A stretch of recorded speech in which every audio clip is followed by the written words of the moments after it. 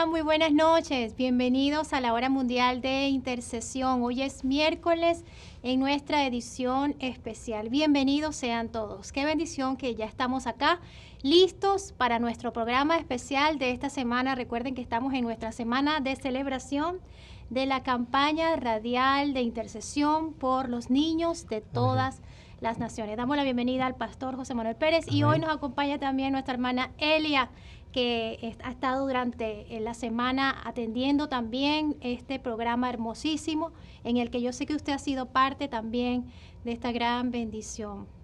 Saludos. Amén.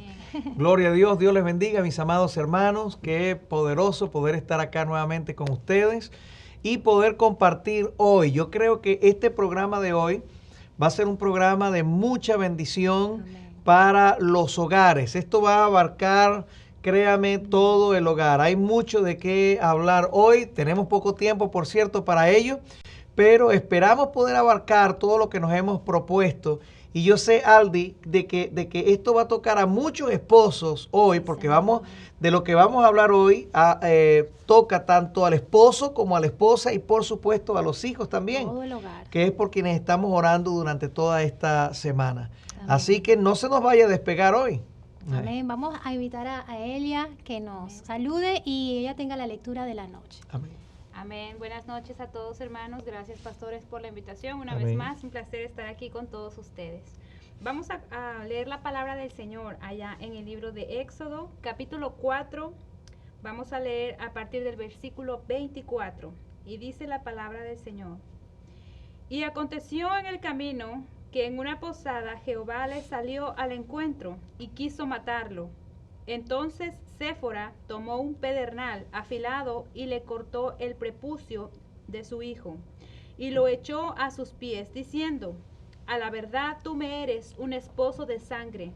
Así le dejó luego ir, y ella dijo: esposo de sangre, a causa de la circuncisión. Amén. Wow. Gloria al Señor. Vamos a tratar de empezar con algo bien básico, bien sencillo con respecto al pasaje, porque es un pasaje que ha generado muchas preguntas. Es un pasaje muy teológico, por cierto, para muchas personas. Hay personas que no quieren hablar de este pasaje si no entran en el campo teológico del mismo. Y hay razones importantes para ello. Sin embargo, también hay mucha enseñanza dentro del contexto de lo que está sucediendo internamente en el pasaje, en el hecho mismo, en lo que ocurrió. Y para ello, pues vamos a tratar de ir desglosando poco a poco, pero no podemos quedarnos demasiado en la parte teológica. Tenemos que tratar de entrar lo antes posible en lo que es la aplicación como tal del pasaje, porque es muy importante que hoy lleguemos a ese punto, y yo creo que ahí se encuentra buena parte de lo que es la administración de lo que Dios quiere decirnos hoy. Amén. En el contexto teológico, muchas personas se preguntan qué exactamente es lo que está pasando aquí, porque la pregunta básica es ¿por qué Dios trató de matar a Moisés? Esa es la pregunta básica. Moisés viene de un encuentro con Dios. Moisés es presentado por la Escritura como un hombre manso, un hombre tranquilo, un hombre humilde, un hombre sencillo. No solamente eso, un hombre de Dios. Si usted observa desde el mismo momento en que Moisés comienza a tener las experiencias que tenía con Dios, lo que observamos en Moisés fue un constante crecimiento. Nunca vemos en Moisés lo contrario. Es decir, Moisés iba acrecentando su fe, su conocimiento de Dios, se iba desarrollando de manera constante más y más en la medida en que más entraba en la presencia del Señor. Es decir, definir a Moisés como hombre de Dios no es demasiado difícil, porque Moisés era un hombre de un crecimiento constante, un nivel de revelación extraordinario. La revelación de Dios a Moisés era una revelación directa. Observe el tipo de conversación que Dios manejaba con Moisés. Era una conversación directa, al punto. Esto es lo que voy a hacer. Sí, una amistad extraordinaria con Dios. No hay mucha tipología en la revelación de Dios a Moisés. Más que todo, la revelación era directa, al grano. Exactamente esto es lo que va a pasar. Bueno, algunos dicen, por supuesto, ¿quién iba a hacer algo como lo que Moisés hizo como varón de Dios? Si la revelación que había para con él hubiera sido una revelación tipológica, por ejemplo. Sí.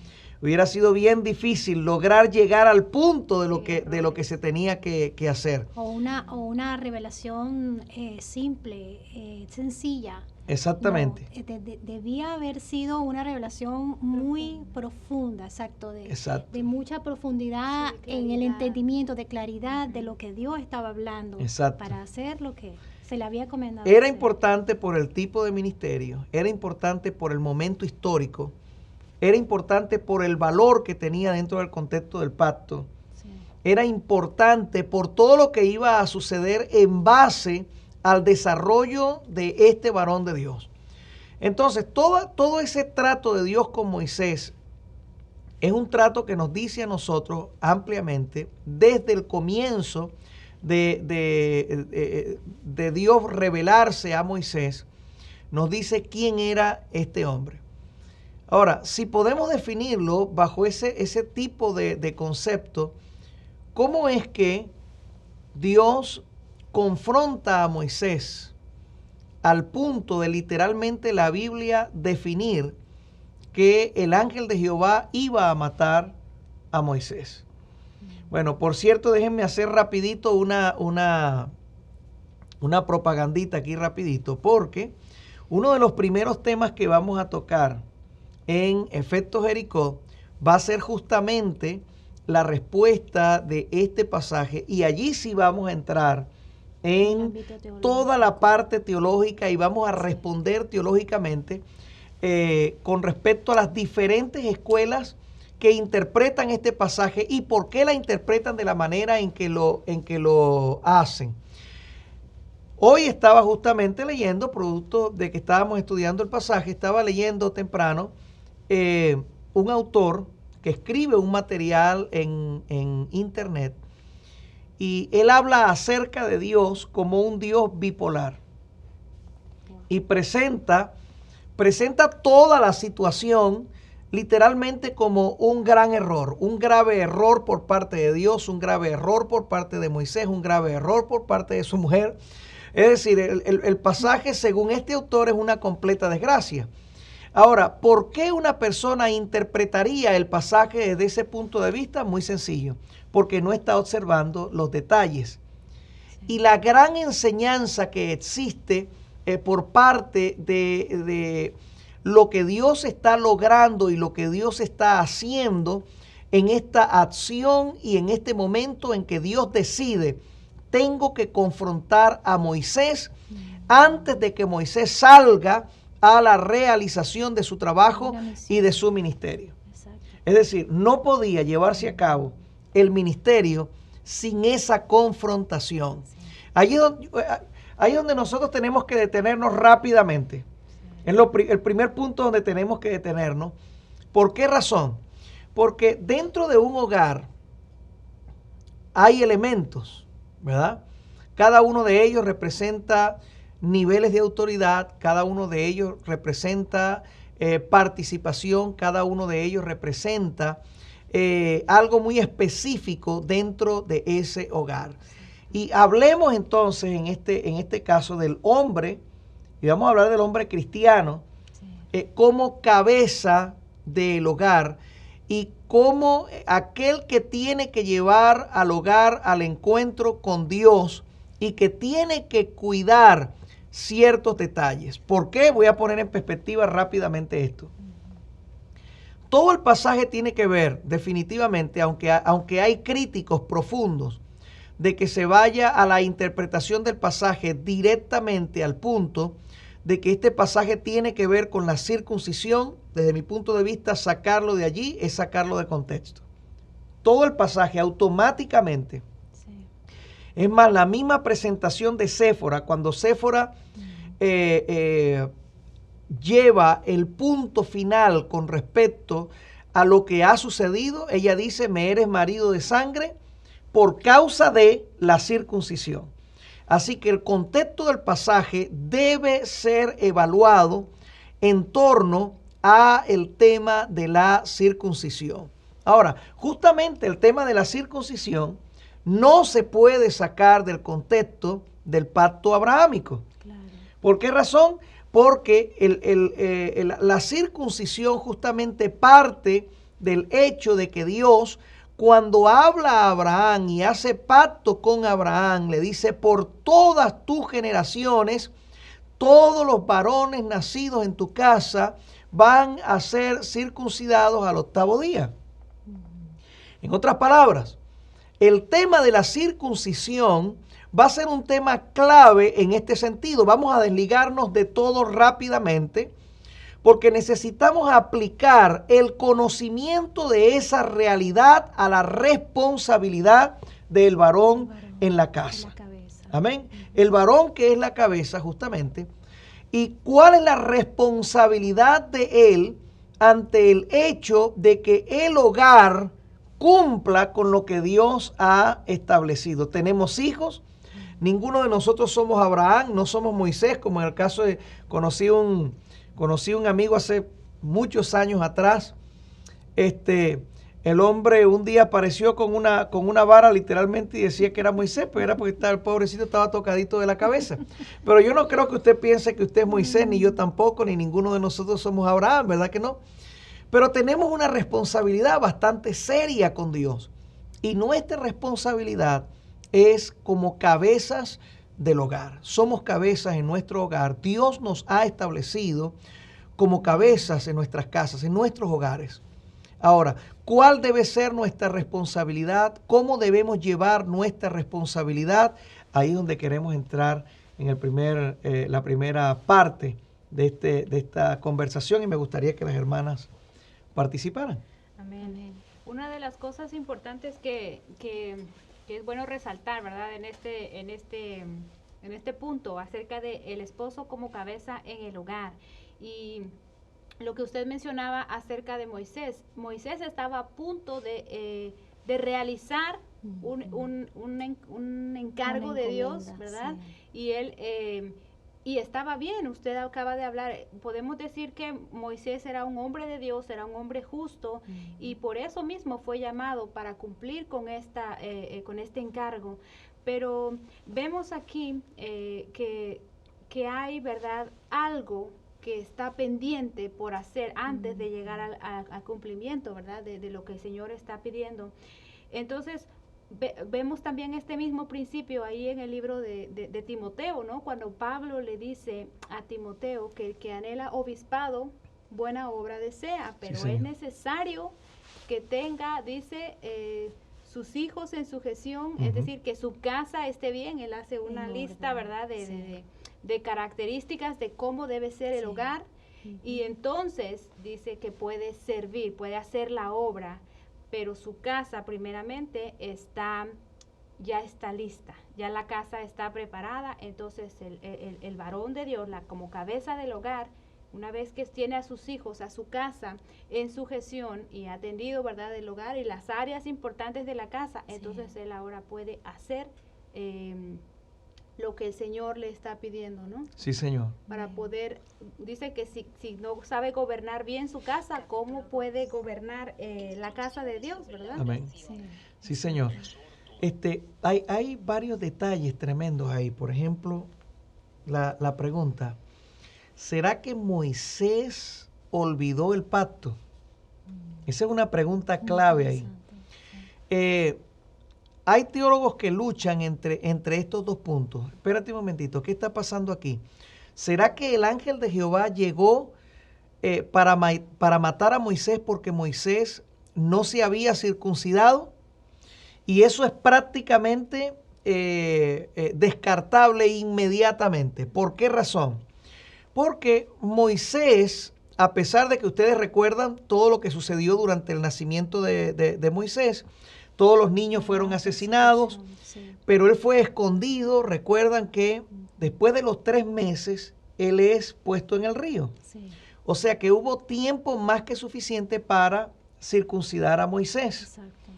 El buen detalle allí es de que, de acuerdo a la costumbre, por una parte, vista quizás por muchos desde ese punto de vista, yo lo veo más bien desde el punto de vista del pacto. De acuerdo al pacto, el niño debía ser circuncidado al octavo día. ¿Qué impedía que el niño fuera circuncidado? Absolutamente nada. Así que no podemos dudar del hecho de que Moisés había sido circuncidado. Así que el ángel de Jehová no vino por causa de la incircuncisión en el caso de Moisés. Recuerde que en el libro de Génesis capítulo 17, la circuncisión es señal del pacto. En este caso, de la fidelidad de cada hombre. Abraham no podía estar detrás de todo el mundo, ni detrás de todas sus generaciones. Era cuestión de atender al pacto. Y atender al pacto significaba la responsabilidad de un padre, en este caso, exactamente, de cada hogar, en la medida en que el tiempo iba pasando. No podía dejarse esto a un lado. Ahora, ¿cuál era el problema? El problema, por lo menos nosotros podemos determinar en el mismo pasaje que por lo menos uno de los hijos de Moisés no era circuncidado. Es decir, no especulemos adentro del pasaje, pero por lo menos uno de los hijos de Moisés no había sido circuncidado. ¿Por qué sabemos eso automáticamente?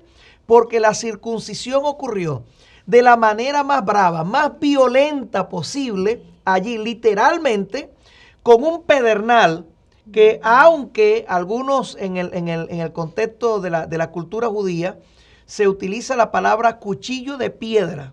Sí. Aquí dice un pedernal afilado. O sea, no sabemos exactamente cómo sucedió con precisión. Pudo haber sucedido que literalmente esa laja de piedra surgiera de un golpe de Séfora, de una piedra contra el suelo.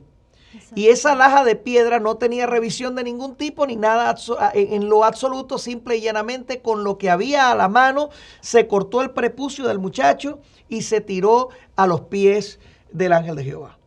Ahora, ¿qué es lo que está ocurriendo en este sentido? Tenemos que ver la emergencia que se suscita producto de que no hubo la circuncisión.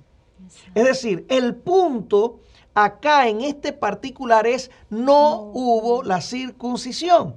Ahora, ¿qué pasó? ¿Por qué no hubo la circuncisión? No de Moisés. Ok, ya explicamos por qué. Sabemos que por lo menos de uno de los niños. Ya explicamos por qué. Ahora, la pregunta que nos queda tratar de resolver es ¿por qué no ocurrió la circuncisión?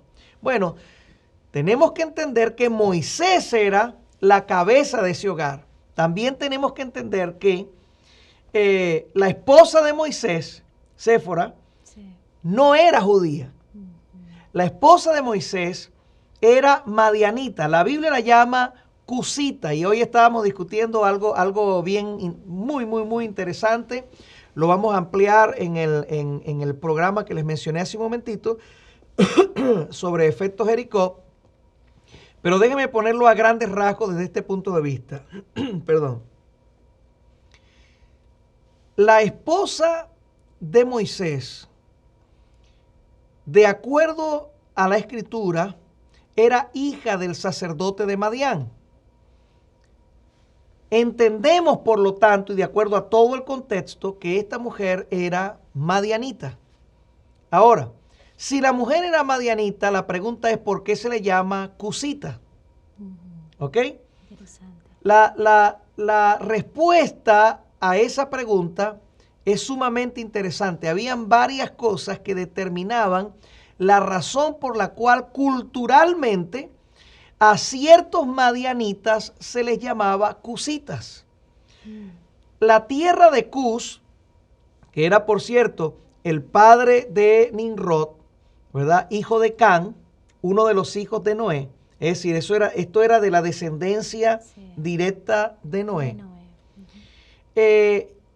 de esa descendencia provenía gente de raza negra, es decir, gente de color.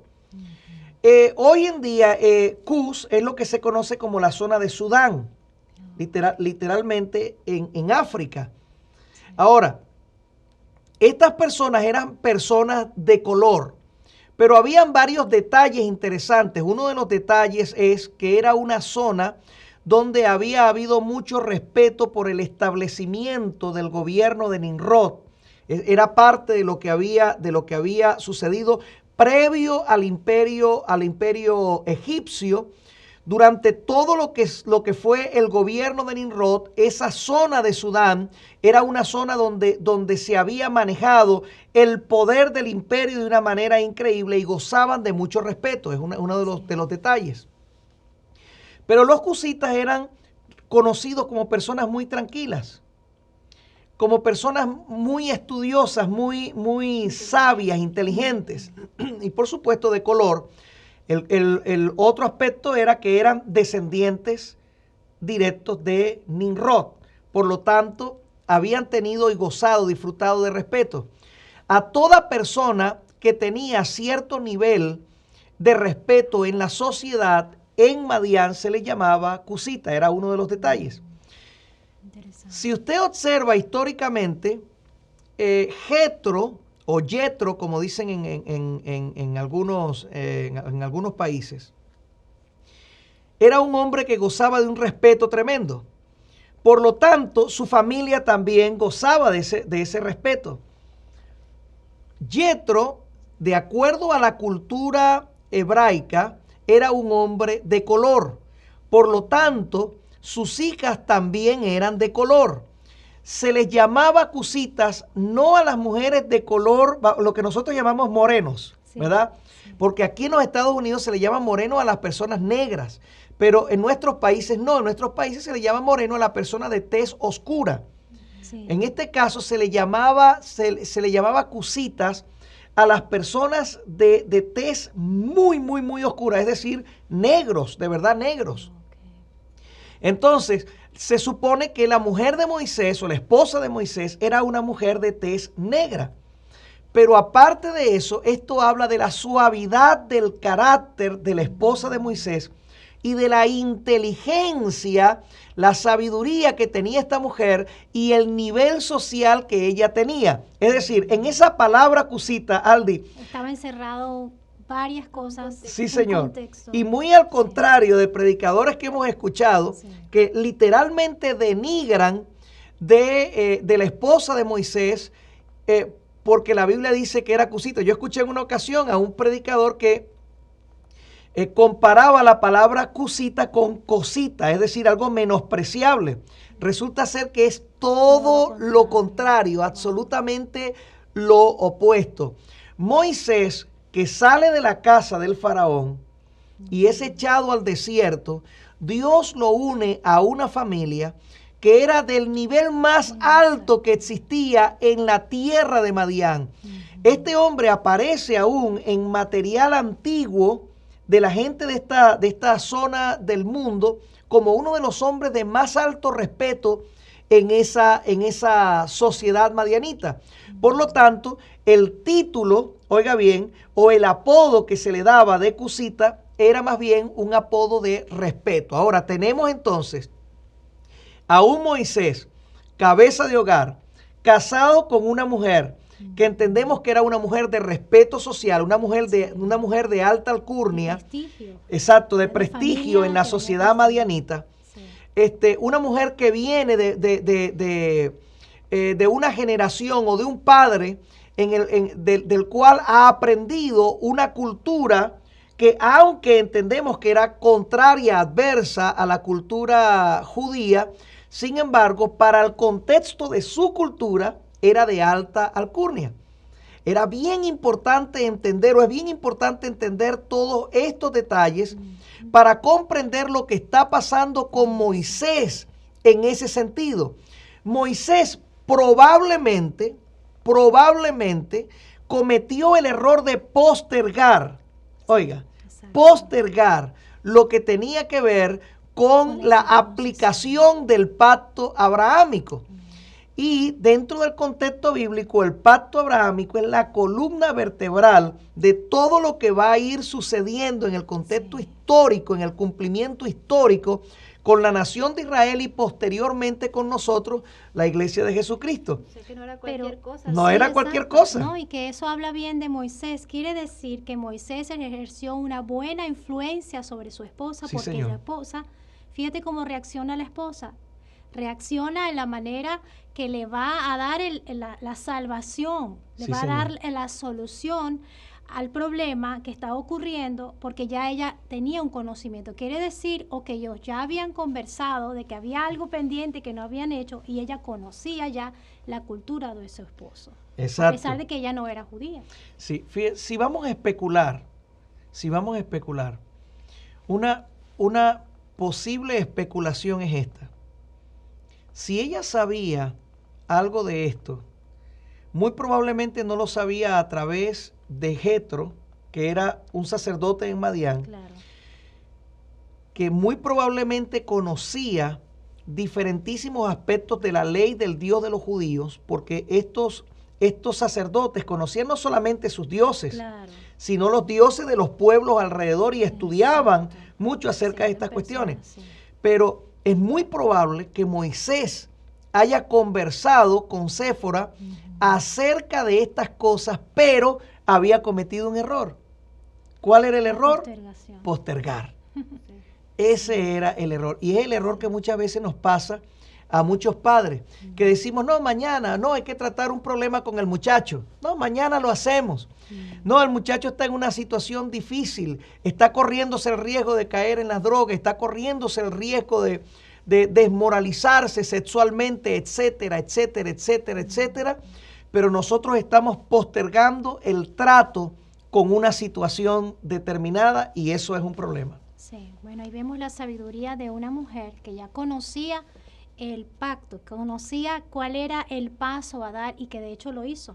Amén. Ella, si se quiere, fue el instrumento de Dios para que no muriera Moisés. Exactamente. Ella proveyó de aquella acción que le dio el salvamento a Moisés. Sí, bueno, ahí la pregunta que yo le haría a usted, ¿verdad? Estoy hablando en este momento con las damas, con las mujeres de Dios que están allí escuchándonos. ¿Qué hacer con todo lo que se lidia entre la pareja a nivel de las necesidades de un hogar?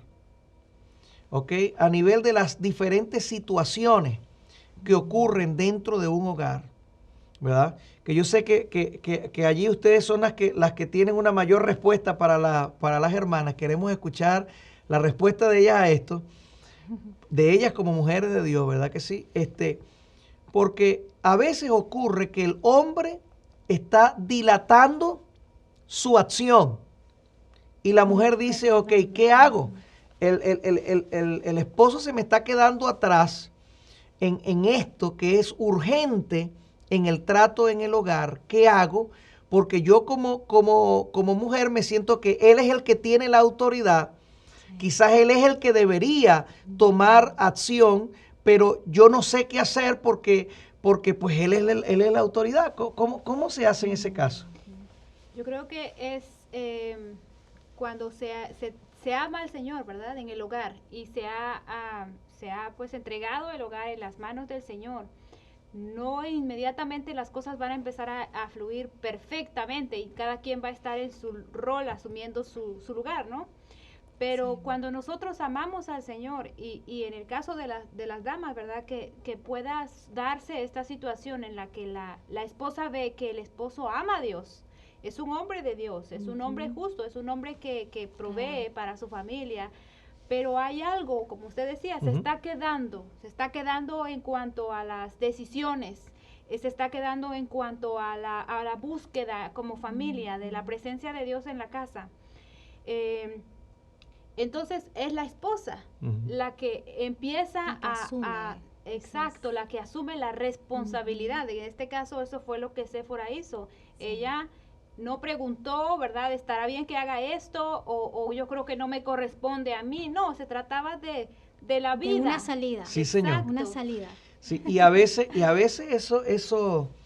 el resultado de nosotros no actuar con nuestros hijos o con respecto a nuestros hijos puede tener el mismo efecto de que nuestros muchachos, incluso su vida pueda estar en riesgo y nosotros no darnos cuenta de que el asunto es realmente algo importante. Yo entiendo, yo conocí una persona, ¿verdad? Que hace muchos años atrás tratamos su caso y la esposa le confrontó frente a nosotros.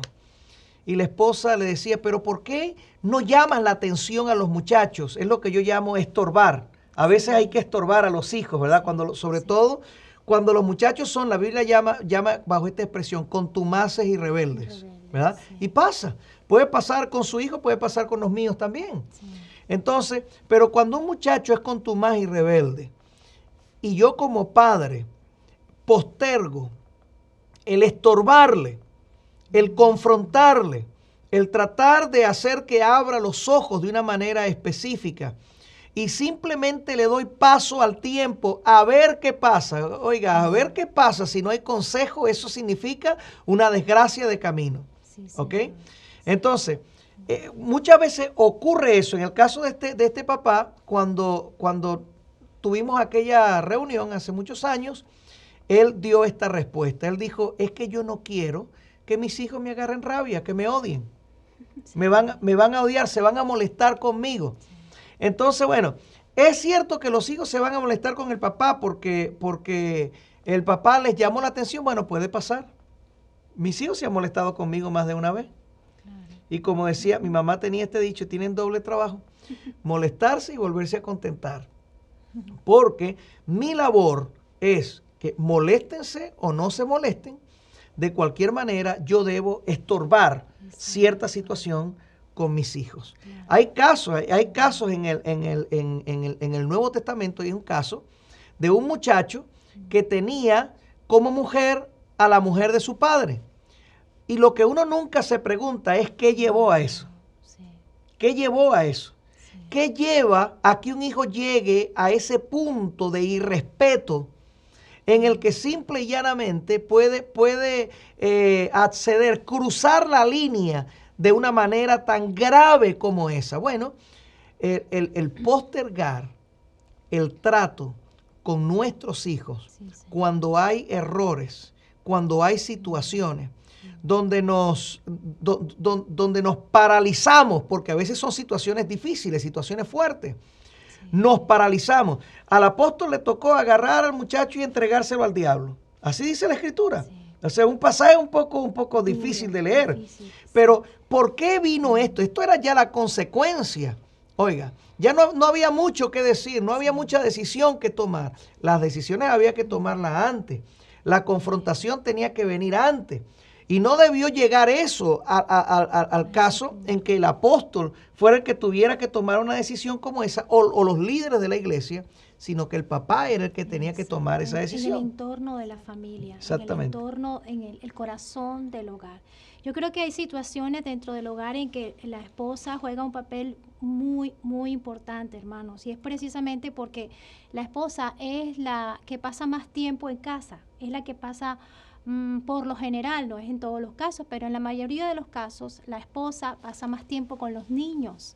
La esposa ejerce una influencia mucho mayor en muchos de los hijos, precisamente por el tiempo que pasa con ellos, porque es la mamá, por lo general, la que, como siempre lo hablamos en algunos aspectos en nuestro programa de Conversemos, la mamá es la que pone el ambiente en casa, es la que de alguna manera forma más el carácter del niño por el tiempo que ella pasa más tiempo, ¿verdad? Los niños pasan más tiempo con ella. Y la mamá muchas veces, a veces hasta conoce un poquito mejor el carácter de los niños y a veces hasta sabe diferenciar y sabe cómo tratar con cada uno de ellos. Porque hay niños que son son hermanos, pero cada uno es un mundo, cada uno es diferente, cada uno tiene su carácter, cada uno tiene su propia personalidad. Entonces, la mamá puede, quizás con más tacto o sutileza, el poder tratar con el niño, en el caso de que el niño es contumaz y rebelde, entonces la mamá puede de alguna manera quizás más cercana ejercer ese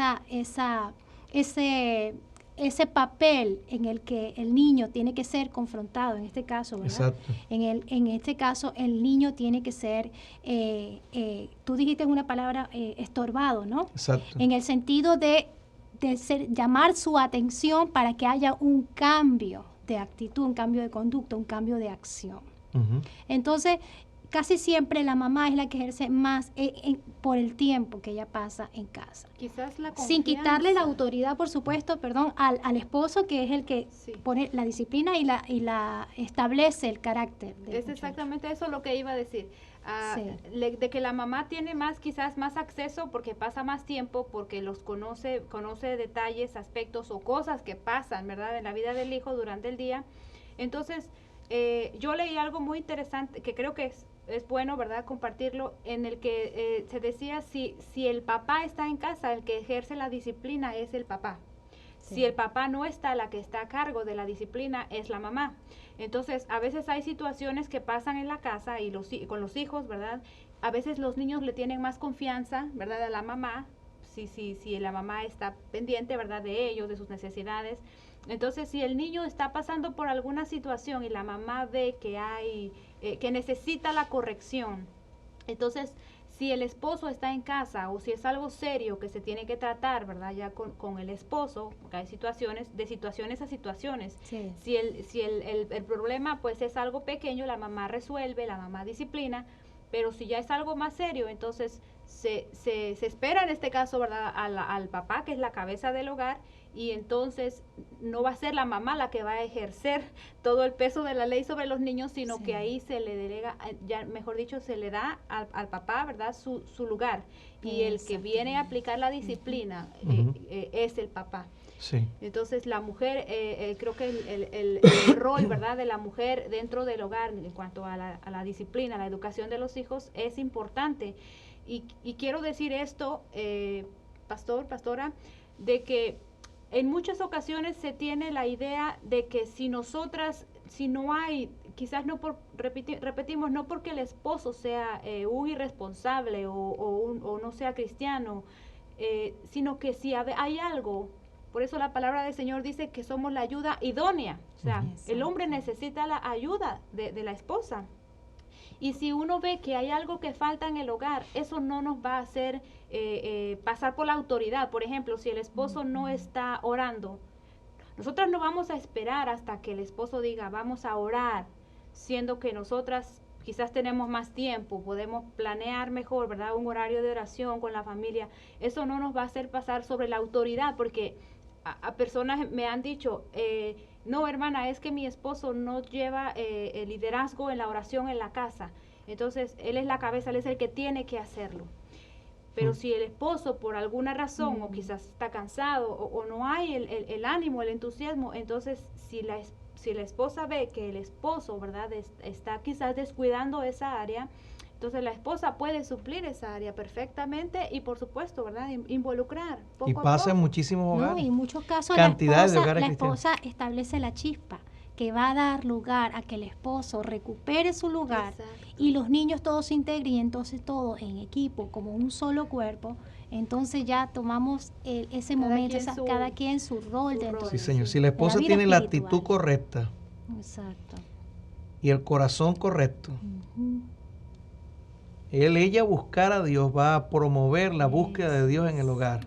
Un esposo frío, esposo frío, oiga esto, espiritualmente, con una mujer fría, eso es un desastre.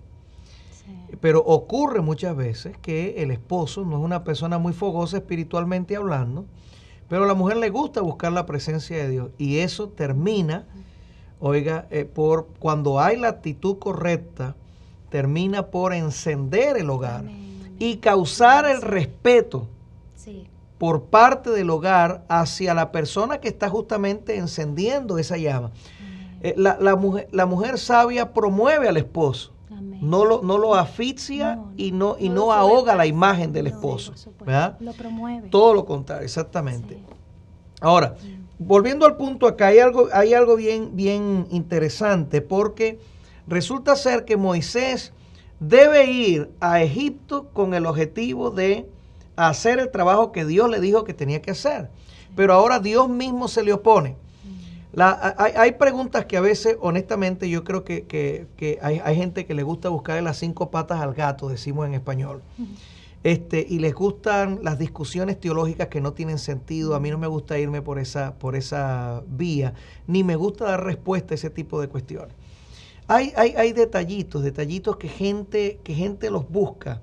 Por ejemplo, ¿Dios quería matar a Moisés o quería matar al niño? Es obvio en el pasaje, no hay preguntas al respecto. Sí. Es obvio en el pasaje que la confrontación era a Moisés. Ahora, ¿por qué la confrontación a Moisés y no a los hijos? Bueno, si nosotros ubicamos, parece ser que los hijos eran bastante niños todavía. Alguien dice, planteando su postura al respecto, dice, pero en el capítulo 17 de Génesis, el hombre es responsable por su circuncisión. Y si es incircunciso, debe ser sacado del campamento y debe pagar por causa de ello. Sí, pero ¿y qué tal un niño? ¿Ok? ¿Qué tal un niño? ¿Y qué tal la responsabilidad de un niño? Le vamos a echar la culpa, oiga, de nuestros errores a nuestros hijos. Dios, oiga bien, Dios es justo, ¿sabe? Y Dios lo ama a usted muchísimo y me ama a mí muchísimo también, pero cuando Dios tenga que confrontarnos, créame que nos va a confrontar. Y Moisés entendió, Moisés era un amigo de Dios, pero en el momento en que a Dios le tocó confrontarlo, Dios lo iba a confrontar. Cualquiera puede decir, pero qué maldad tan grande, este Dios, como dice este caballero, dice este Dios bipolar. No es que Dios bipolar nada. Oiga, resulta ser que Moisés tiene que ir a Egipto. Y en Egipto los hijos primogénitos de los impíos iban a morir de mala manera. Porque el faraón de Egipto había asesinado brutalmente a los hijos de Israel.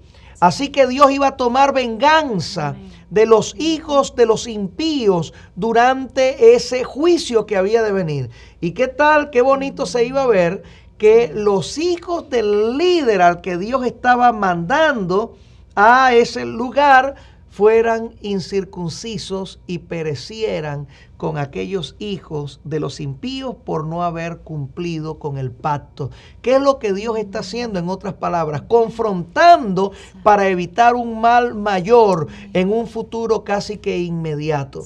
Así que no es impiedad de Dios, no es bipolaridad de Dios, es prevención. Oiga, muchas veces nosotros decimos, Dios, pero tú eres malo conmigo. ¿Por qué permites esto en el hogar? ¿Qué te pasa?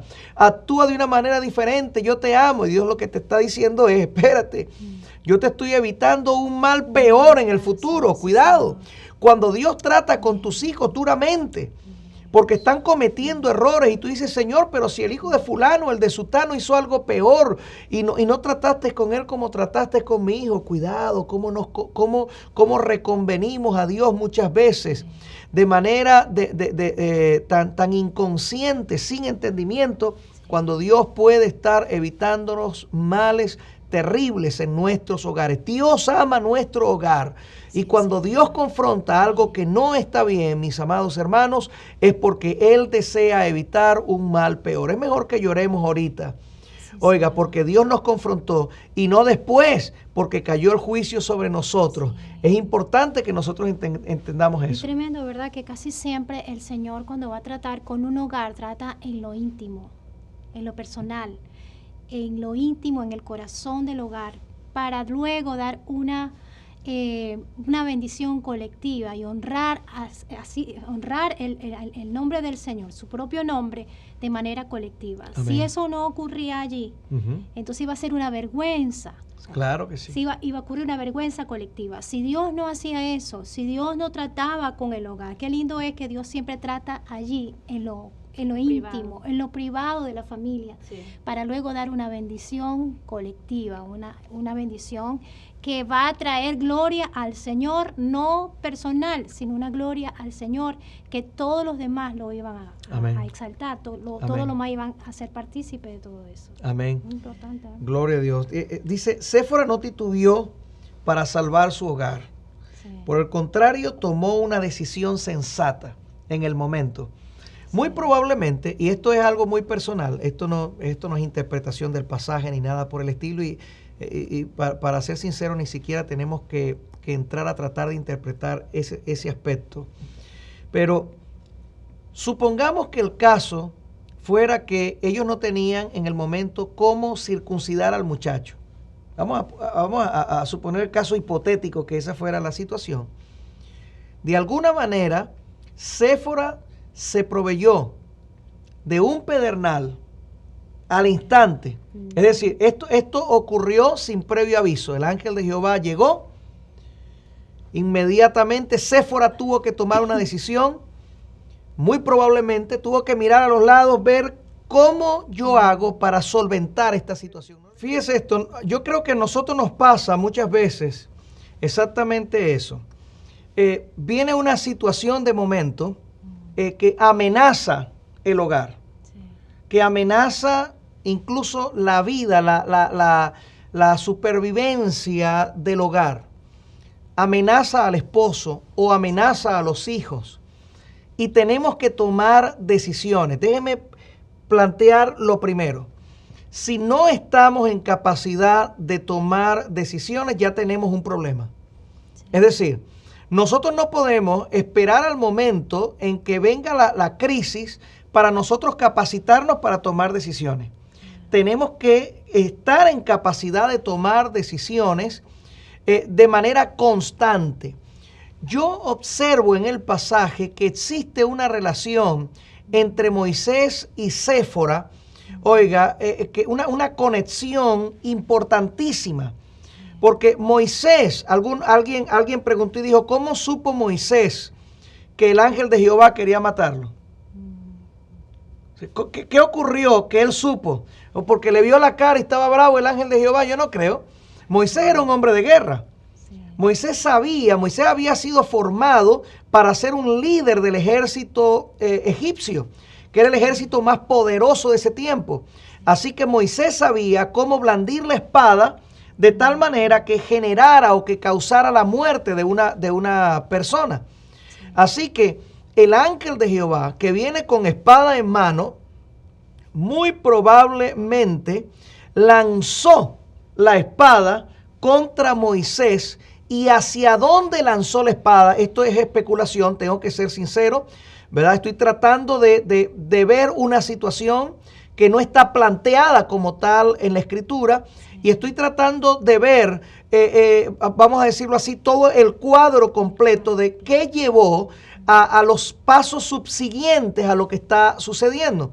Y muy probablemente puede haber sucedido, no estoy diciendo que la Biblia diga eso, pero puede haber sucedido que el ángel de Jehová lanzó la espada en un movimiento contra Moisés. Y Moisés, que había sido un guerrero, que era un hombre con conocimiento fundamentado en el área militar, sabía que hacia donde blandió la espada el ángel de Jehová podía causar la muerte. Me imagino la situación del momento que literalmente le dijo a Séfora, esto no es cualquier cosa, aquí lo que va a pasar aquí es grave. Así que Séfora tiene que buscar un cuchillo que probablemente no esté en su mano, porque esto era una situación de momento. Esto surgió de repente. Así pasan muchas cosas en nuestros hogares, oiga bien. Pasan de repente, no sabemos de dónde vino la situación, qué es esto, por qué está pasando esto. Tenemos 20,000 preguntas y no tenemos ni una sola respuesta. Hay que hacer algo. Esta mujer va, busca, encuentra una piedra, rompe la piedra contra el suelo, y a ella no se le ocurre, oiga bien, hacer nada que sea torpe en el momento. Ella sabe su papel como mujer frente a lo que está pasando en ese lugar, entendiendo la cultura de aquellos tiempos, cómo la mujer era vista culturalmente en aquellos tiempos. El que está ahí no es cualquier hombre, es su marido. Y con quien se está confrontando no es cualquiera, es nada más y nada menos que el ángel de Jehová. Y ella sabe que hay que hacer algo.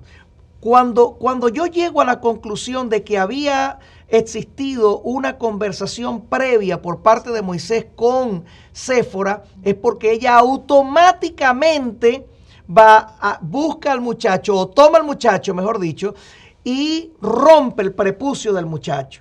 Es decir, ella está tocando la cuerda perfecta para la solución perfecta. Viene la otra pregunta. La otra pregunta es, ¿a los pies de quién lo tiró? Porque parece no estar demasiado claro si fue a los pies de Moisés o si fue a los pies del ángel de Jehová. En material extrabíblico, parece quedar claro que fue a los pies de Moisés, e incluso hay material en el que dice, que untó rápidamente con la sangre del prepucio los pies de Moisés. Eso es lo que dice material extrabíblico. La Biblia no presenta exactamente a los pies de quién, y uno se queda con la pregunta, ¿a los pies de quién tiró el prepucio? Otros dicen no, ese material no debe contar, realmente no es de la forma en que sucedió. Lo tiró a los pies del ángel de Jehová, el cual viendo el prepucio, se apartó de él.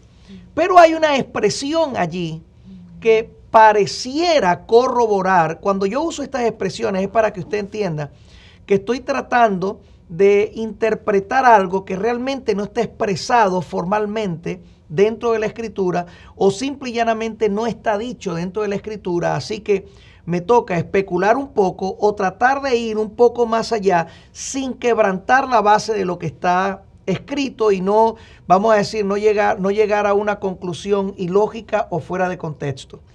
Pero pareciera que lo que está sucediendo, de acuerdo a lo que dice el pasaje, ahora sí, a la expresión de Séfora, cuando Séfora le habla a Moisés y le dice, tú me eres un marido de sangre. Oiga que la expresión no dice, tú eres un marido de sangre, sino que dice, tú eres para mí o para conmigo un marido de sangre.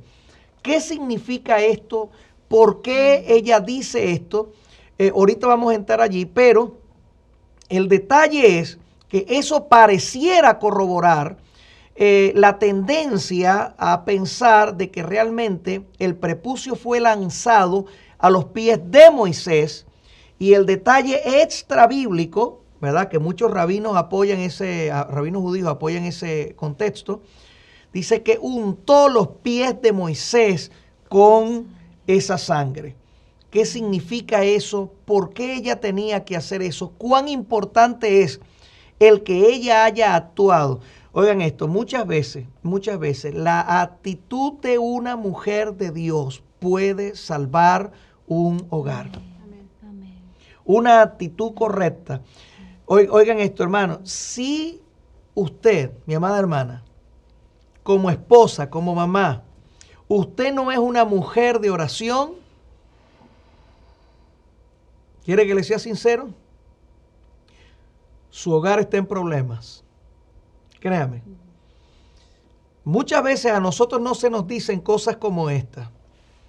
Cuando usted se convirtió a Jesucristo, usted entró en un terreno de guerra espiritual. Quizás se lo dijeron, quizás no se lo dijeron. Pero usted entró en un terreno de guerra espiritual. Una de las cosas que yo le digo a los nuevos creyentes cuando me llegan y me dicen, pastor, póngame la mano y repréndame los demonios, que estoy siendo atacado por demonios. Eso muchas veces pasa con los nuevos creyentes. Eso es casi que todo el tiempo. ¿Sabe lo que yo le digo a los nuevos creyentes? Aprende a pelear tu batalla. Sí. Aprende a pelear. Cuidado, no es que no oro por los nuevos creyentes, no es que no reprendemos también. Pero muchas veces la gente tiene que aprender a pelear su propia guerra. Y tiene que entender.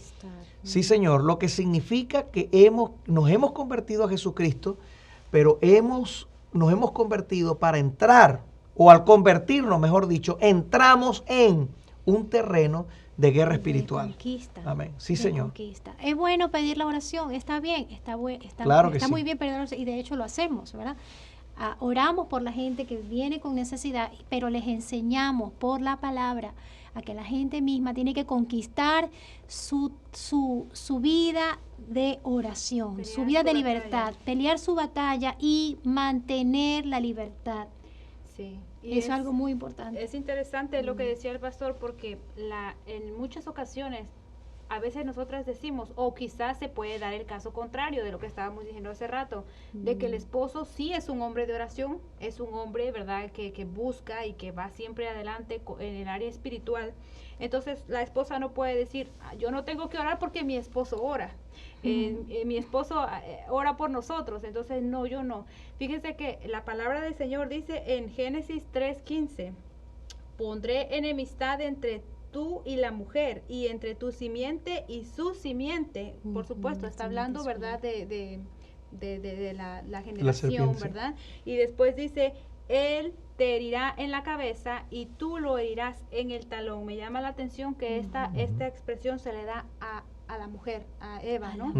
Entonces, parece que hay una batalla constante, directamente contra la mujer, porque Satanás, ¿verdad?, sabe, y lo que estábamos diciendo hace rato, Satanás sabe que la mujer puede ser capaz, puede ser, en este caso, como pasó con Séfora, la mujer puede ser quien por su acción oportuna, por eso la palabra del Señor dice que la mujer sabia edifica su casa, porque la mujer puede ser quien eche a perder todos los planes de las tinieblas contra su familia. Entonces hay una enemistad entre nosotras. Declarada. Exacto, entre nosotras las mujeres y Satanás.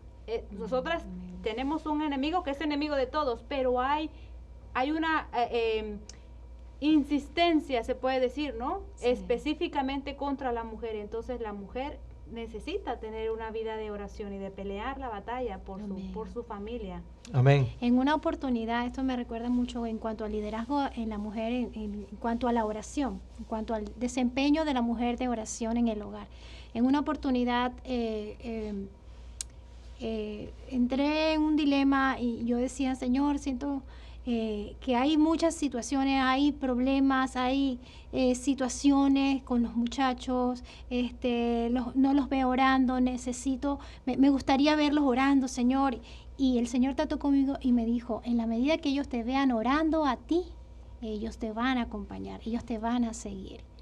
Y lo hice, calladita, comencé mi plan de oración y dije, sí, Señor, te voy a obedecer. Comencé a orar, hermanos, comencé a orar, yo solita comencé a meterme con el Señor y comencé a clamar por mis hijos, hermanos, y fue impresionante. Gracias al Señor, le doy gracias a Dios por mi esposo, que es un hombre de oración, siempre lo ha sido.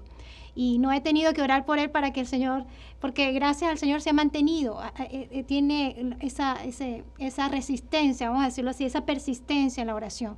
Pero me preocupaban mis hijos, pero entonces esto fue algo muy particular.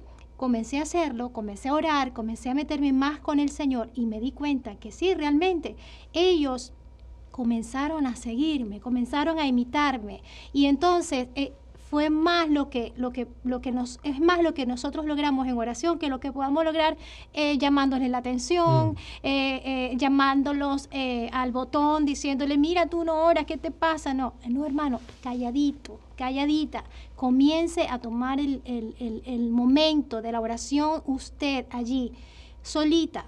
No importa, aunque comience solita, luego ellos le van a acompañar. Y así lo comprobé. Ellos fueron tomando su lugar y hoy en día pues son muchachos de oración y eso es de verdad algo muy, muy práctico que lo experimenté y hoy mismo, hoy podemos ver los resultados de eso. Es una bendición. Amén. Hace muchos años escuché a un predicador que hablaba acerca de ese pasaje y aparte de menospreciar de una manera pero impresionante, créame que hasta el día de hoy cuando recuerdo eso me impresiona la manera en la que él menospreciaba a Séfora. Pero en relación a esta frase, él decía, esto es como cuando uno tiene un caballo de sangre, dice él, un caballo de pura sangre. Así era Moisés, un caballo de pura sangre. Por eso ella le dijo, tú me eres un marido de sangre. A veces nosotros nos sacamos unas interpretaciones de unas botellas que como que las encontramos en el medio del mar y las devolvemos. Las devolvemos al medio del mar. Bueno, eso es lo que estamos tratando de hacer. Estamos tratando de ser lo más ecuánime posible y tratando de considerar todo lo necesario, ¿verdad? Aunque estamos tratando de más bien irnos por la vía más devocional posible. Pero hay un detalle interesante en relación a esa expresión, tú me eres un marido de sangre. Porque evidentemente ella está reconociendo algo con respecto a Moisés. Ahora necesitamos saber qué es eso que ella está reconociendo con respecto a Moisés como hombre de Dios. O sea, ella sabe que lo que está sucediendo no es nada normal. ¿Cuántos hombres van pasando por la calle y se confrontan con el ángel de Jehová? ¿Cuántos hombres tienen todos los días una experiencia donde el ángel de Jehová se les aparece en medio de una zarza ardiendo? Este no era cualquier hombre, claro. Definitivamente. Ella está reconociendo que hay algo en este hombre, sí señor, algo muy específico en este hombre. Y eso es clave en una mujer. Mira, hermana, cuando usted ve a su esposo con deseo de servir al Señor, cuando usted ve a su esposo con deseo de buscar de Dios, no se burle de él. Oiga bien, hay hermanas que le dicen al esposo porque él quiere guardar la santidad y tú eres un santurrón. Y a veces se usan, y viceversa, el esposo con la esposa, palabras burlonas con respecto al esposo o a la esposa porque quieren buscar la presencia del Señor. La actitud de Séfora es una actitud clave. Sí. Ella dice, tú me eres un marido de sangre. Ella está reconociendo algo. Ahora, ¿qué es lo que ella está reconociendo? Allí lo dice en el pasaje. Ahí dice, por causa de la circuncisión. Por causa de la circuncisión. ¿Cuál circuncisión? Perdón. ¿Cuál circuncisión? ¿La del niño? No necesariamente. En el pasaje, créame, no necesariamente. Es decir, yo quiero tratar de ir más allá con respecto a esa frase. Yo quiero pensar de que parte de lo que está sucediendo es que en esa conexión Moisés-Séfora, Séfora-Moisés, se están tomando en cuenta conversaciones previas, porque yo no creo que en ningún hogar, normalmente hablando, las situaciones ocurren simplemente de la nada, es decir, entre el esposo y la esposa. ¿Verdad que usted habla con su esposo? ¿Verdad que usted habla con su esposa? ¿O usted nunca habla con su esposo o con su esposa? Bueno, hay esposos, hermano, que para sacarle la palabra hay que darle un martillazo en el dedo gordo del pie. ¿Ah? Pero yo espero que usted no sea ese tipo de esposo. Yo espero que usted sea el tipo de esposo que le gusta conversar con su esposa y viceversa. Oiga. Tampoco es bueno cuando el esposo o la esposa tienen un amigo o una amiga con quien hablan muchísimo, pero no hablan con el esposo o con la esposa. Ese es un peligro latente que en cualquier momento se va a convertir en un grave problema. Hable con su esposo, hable con su esposa, dedique tiempo para conversar. Yo creo que lo que estaba pasando aquí era fruto de una constante conversación. Sí, había una buena comunicación. Una buena comunicación, exactamente. Y ella está reconociendo algo con respecto a lo que ya ella sabe y asume que es la circuncisión. Recuerde, aquí el tema no es circuncidé a mi hijo, sino que ella dice, por causa de la circuncisión es el tema para ella en el momento. Por causa de la circuncisión, tú me eres un marido de sangre. Ahora, ¿qué está diciendo ella? ¿Qué es la circuncisión? La circuncisión es una señal de pacto. Oiga bien, una señal del pacto de Dios con Abraham. Ella está reconociendo esa señal del pacto, está reconociendo al Dios que le da consecución al pacto que hizo con su siervo Abraham. Está reconociendo cómo Dios hace cumplir el pacto, oiga, porque ciertamente Abraham ya estaba muerto por muchísimos años, ¿ok? Recuerde que Israel tenía más de 430 años ya allí en ese lugar, después que llegó Jacob a Egipto, donde ya José había estado por 20 años. Saquemos cuenta de todo el proceso, unos 450 años por lo menos, hasta ese punto. Pues no era cualquier cosa generacionalmente hablando. Sin embargo, Dios sí le podía dar consecución al pacto y lo estaba haciendo. Ella está reconociendo la grandeza del Dios que puede darle consecución al pacto porque está vivo a pesar del paso de los siglos. En este caso han pasado más de 400 años solamente desde la estadía del pueblo de Israel en Egipto hasta el punto donde está Moisés en este caso, y Dios sigue dándole perpetuidad al pacto y consecución al pacto. Ella está exaltando eso. Sí, pero también está exaltando lo que está pasando en Moisés de manera particular. Eso también es sabio por parte de una mujer cuando ve el trato de Dios con su esposo y exalta ese trato de Dios con el esposo. Lo exalta y lo honra. Sí, aquí acaba de pasar algo rapidito, aquí asiente nosotros, sí. ¿Verdad? Por favor, no quiero yo ponerme yo como nada super pujulta, no lo soy, ¿verdad? Como cualquiera de todos nosotros somos siervos pequeños. El siervo, la Biblia dice que está puesto para servir. Pero mi esposa acaba de decir algo. Dice, mi esposo, a él le gusta la oración. Mi esposo, a él le gusta mantenerse. Mi esposo, y quienes conocen a mi esposa saben cómo ella es para conmigo. Ahora, ese aspecto ha mantenido nuestro hogar desde muchos puntos de vista en un nivel. Ahora, no porque yo me sienta exaltado y me guste y diga, oh, a mí me agrada que me exalten. No, es porque es parte de esa labor, de la parte femenina del hogar y también, por supuesto, del hombre.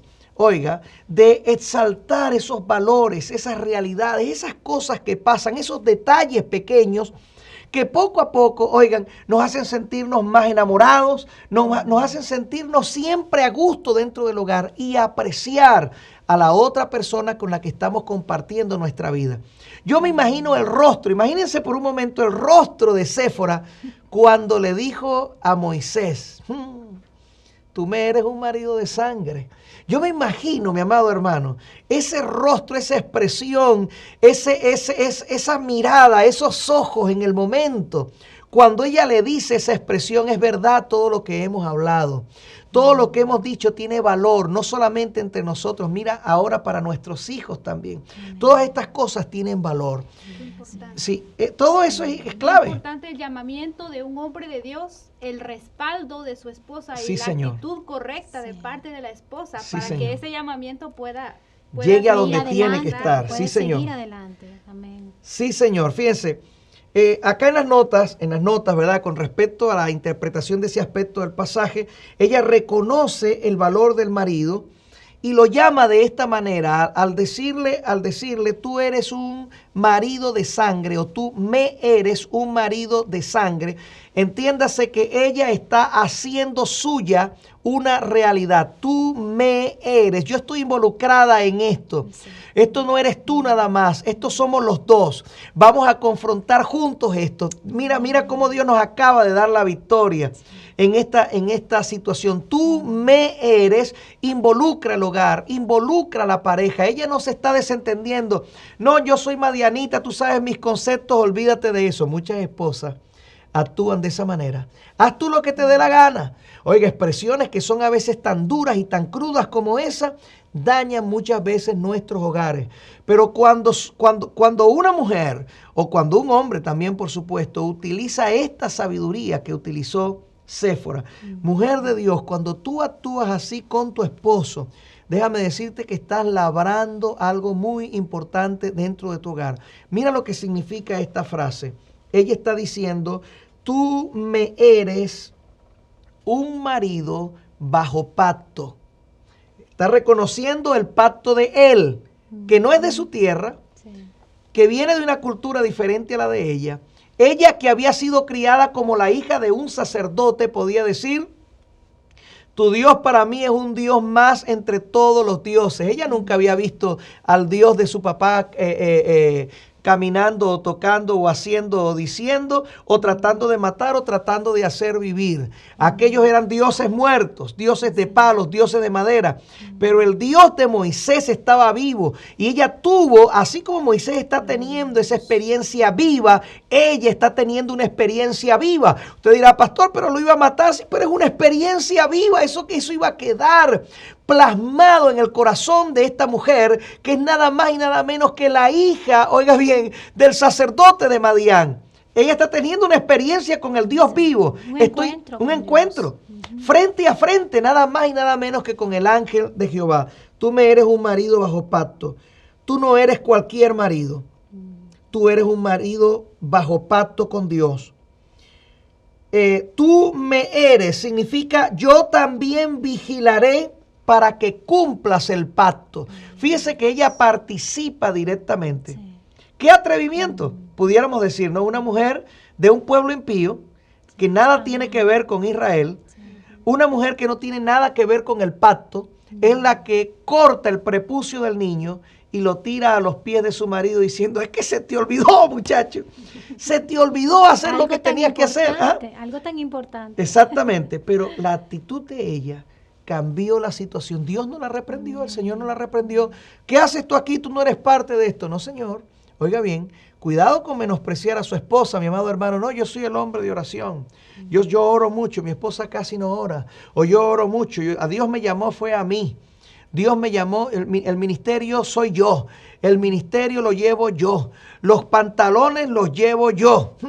Oiga, los zapatos los llevo yo, las medias las llevo yo, todo lo llevo y todos ellos son yo. Son un yo-yo, como decía mi mamá. ¿Ah? Para ellos los halagos van y vienen, pero nunca hacen que su hogar participe. Sus mujeres son un cero a la izquierda. Oiga, eso no está bien. Eso no corresponde a la realidad del testimonio de este varón de Dios. Ella está diciendo, somos parte de esto. Tú me eres un hombre bajo pacto. Bendito sea el nombre del Señor. Esta última expresión dice, me has hecho responsabilizarme por ayudarte bajo este pacto. Cuando ella rompe el prepucio del niño y lo tira a los pies. Acuérdese que romper el prepucio o quitar el prepucio era un símbolo de romper con el cuerpo pecaminoso carnal, dice el apóstol después en el Nuevo Testamento.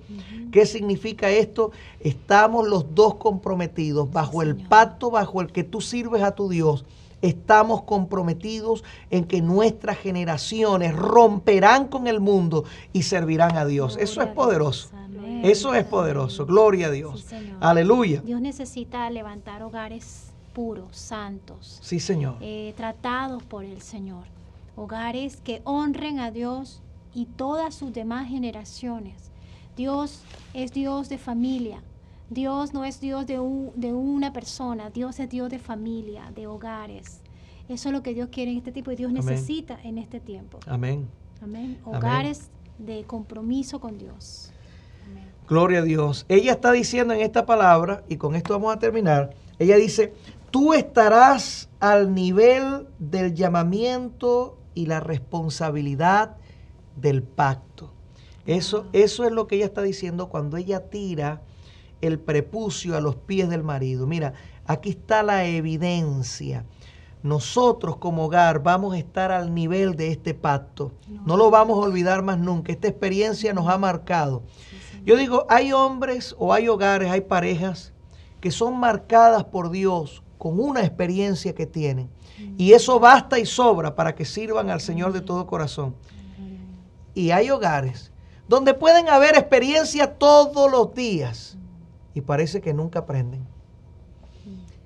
Y lo digo, mis amados hermanos, después de haberlo visto tantas y tantas y tantas veces, por amor a Jesucristo, no seamos nosotros esos hogares donde Dios nos habla en la mañana, nos habla en la tarde, nos habla al mediodía, pero nunca estamos dispuestos a escuchar a Dios. Nos pasan cosas y no aprendemos. Hay situaciones en medio del hogar y nunca las utilizamos para nuestro bien. Todo el tiempo lo que hacemos es olvidarlas y ponerlas a un lado. Eso no es correcto. Eso no está bien. Nosotros tenemos que aprender de cada experiencia que tenemos con el Señor y no ser simplistas.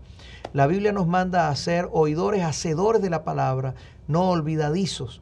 No olvidemos las cosas que nos pasan con Dios. Nuestros hogares, nuestros hijos necesitan que todos, nosotros como hogar, estemos involucrados con Dios y con su pacto. Amén. Hablábamos en estos días en el programa Conversemos en uno de los temas acerca de la mujer virtuosa, y creo que tiene que ver con lo que ustedes acaban de decir, porque hablábamos de que es bonito cuando se nos hace un reconocimiento, cuando se conoce a la persona afuera, mira, un hombre de Dios, mira, una mujer de Dios, pero es mucho más bonito cuando nuestros hijos son los primeros. La Sí, palabra Señor. del Señor dice que se levantan sus hijos y la llaman bienaventurada. Sí, Señor. Y su marido también la alaba. Qué lindo cuando nuestro primer ministerio, que es la familia, está en eso, uno se ha ganado la admiración y el respeto primeramente de la familia, en el caso de los varones, de la esposa, de los hijos. Hay un ambiente listo, preparado. Ahora podemos ser una fuente, un conducto de la bendición de Dios, porque el hogar está lleno de la bendición de Dios. Amén. Porque lamentablemente a veces se ve esto, se ve de que se cuida mucho, ¿verdad? El púlpito se cuida mucho a un grupo de personas Hasta que la quizás nos apariencia, ven, sí. nos ven, y eso se va ganando quizás aceptación con la gente de afuera, pero ¿cómo está la casa? Alguien dijo que si quieres saber cómo es una persona, pregúntale a su esposo, pregúntale a su esposa, pregúntale a sus hijos, porque ellos son los que realmente conocen Sí, a señor. esa persona. Y qué lindo cuando el hogar primeramente está fortalecido, el hogar está creciendo, el amor de Dios fluye ahí, entonces ese hogar va a ser genuino. Amén. Ese hogar no va a ser una cosa en la casa y otra cosa afuera, sino que eso real, eso puro que realmente hay, Gloria a se va a Dios. poder esparcir afuera y va a ser de bendición, pero primeramente el hogar está atendido, está recibiendo, Amén. está lleno de la Amén. presencia del Señor. Amén, amén, amén. Y Gloria a Dios. listo para dar. Amén. Gloria a Listo Dios. para dar. Amén. Así es. Pues, ¿qué le parece, mi amado hermano? Dios nos está llamando a un momento muy particular con nuestros hijos. Un hogar saludable genera hijos saludables. Eso significa, mi amado hermano, que nuestros hijos van a ser útiles a la obra de Dios. Cuidado, no estoy hablando de hijos perfectos. Su hijo no es perfecto, ni su hija tampoco. Los míos tampoco lo son, como yo tampoco lo soy, ni mi esposa. Usted puede cometer errores, va a pasar, yo voy a cometer errores, va a pasar, mi esposa, todos nosotros vamos a cometer errores. No podemos obviar esa realidad, cuidado. No vamos a tratar de basar esto en un asunto religioso. No, eso no es lo que queremos. Lo que queremos, mi amado hermano, es que entendamos nuestra responsabilidad con Dios. Nuestros hijos saben quiénes somos, tus hijos te conocen y tú conoces a tus hijos. Queremos que nuestros hijos sean instrumentos de Dios, pues tenemos que vivir con transparencia delante de ellos, delante de nuestras esposas, delante de nuestro hogar, de nuestra casa, de nuestra familia, y ser un verdadero ejemplo delante de la presencia de Dios para con ellos y viceversa. Cuando todos entendemos que el prepucio está a nuestros pies, y que tenemos una responsabilidad de pacto con nuestro Dios. Oye bien, bajo la realidad del llamamiento de un nuevo pacto en Cristo Jesús, en el que tú y yo fuimos comprados a precio de sangre. Jesucristo murió por nosotros. Él es el varón perfecto. Tú y yo vamos creciendo poco a poco a la medida de la estatura de ese varón perfecto, poco a poco. Es un crecimiento, es un desarrollo que se va generando todos los días en la medida en que somos sinceros con Dios y con nosotros mismos. Tu hogar debe ser un sitio, un oasis donde la presencia de Dios se manifiesta en medio de las imperfecciones reales que nos atañen, que son parte desgraciadamente de todos nosotros. Pero ¿sabes qué, mi amado hermano? Cuando nosotros entendemos quiénes somos en Cristo Jesús, logramos los planes y los propósitos que Dios tiene con nosotros. nos extendemos al blanco, a la meta del supremo llamamiento de Dios en Cristo Jesús. No echemos atrás. Nuestros hijos no deben echar atrás. Ellos son la generación que Dios está preparando, el relevo que Dios está preparando desde muchos puntos de vista para ser grandes instrumentos de Dios. Ayudémoslos a ellos y dejemos también que ellos nos ayuden a nosotros y seamos todos uno en el nombre del Señor para avanzar en este poderoso llamamiento, porque somos gente de Dios. En este sentido, y cuidado para que no se me malinterprete lo que estoy diciendo, porque entiendo las implicaciones a veces de expresiones como esta, pero en este sentido, quiero decirlo así, somos gente de pacto, en este particular sentido. Y en el sentido de la cruz, y en el contexto del nuevo pacto, haber sido redimidos por Cristo es algo que no merecíamos, ni usted ni yo. Así que nosotros, mis amados hermanos, no nos queda más que humillarnos en la presencia de nuestro Dios, ante la poderosa mano de Dios, y Él va a exaltar nuestros hogares por su poder y por su gloria. Aleluya. Vamos a despedirnos por ahora, ¿verdad? El día viernes vamos a continuar, mis amados hermanos. Vamos a estar también ustedes aquí el día viernes discutiendo un poco más acerca de estas cosas y orando por nuestros hijos. Aldi, ¿qué tal si nos dirigen en oración por nuestros hogares y por nuestros hijos? Amén. Vamos a orar. Cerremos nuestros ojos y vamos a poner nuestros hogares en frente de la presencia de Dios. Vamos a decirle: Señor, estamos comprometidos contigo a mantenernos en fidelidad, en santidad delante de ti. Ayúdanos. Dígale al Señor, clame al Señor con sinceridad, abra su corazón. Usted que es la cabeza del hogar, siervo de Dios, usted mujer sabia que edifica su casa, hijos, vamos a orar. Clamemos al Padre, al Hijo y al Espíritu Santo. Padre, te damos gracias, Señor. Gracias por este tema que hemos disertado en esta noche. Gracias, Padre, porque nosotros entendemos que tú nos has hablado hoy, Señor. Quizás has aclarado muchas cosas dentro del seno del hogar, a donde nos están viendo, Señor. Tú estás tratando muchas cosas lindas, muchos puntos importantes que eran necesarios hoy ser escuchados. Señor, bendice a cada hogar que nos observan hoy. Bendice a cada hogar que ora hoy con nosotros, Señor. Tú conoces las necesidades del hogar. Tú conoces cada una de ellas. La necesidad de la cabeza del hogar, la necesidad de la mujer, de esa mamá, la necesidad de los hijos, Señor. Padre, aún de esas personas que están allí junto a nosotros, al hogar, los abuelitos, los tíos, los primos, allí están, Señor, delante de tu presencia. Edifica cada una de sus casas, Señor. Que tu presencia pueda poner todo en orden, Señor. Que tu presencia, que nuestro compromiso contigo pueda poner todo en orden y estar nosotros listos, Señor, para ser portadores de bendición para nuestras comunidades. Señor, Padre, te lo pedimos en el poderoso nombre de Jesús. Señor, suple las necesidades que hay en los hogares, las necesidades en todas las áreas, necesidades emocionales, físicas, pero sobre todo las necesidades espirituales. Señor, edifica nuestros corazones, edifica los corazones, edifica el corazón, el seno del hogar, Señor. Todo lo que ellos necesitan, Señor, tú lo puedas suplir en esta noche. Padre, en el nombre de Jesús, bendice esos matrimonios, esos hogares.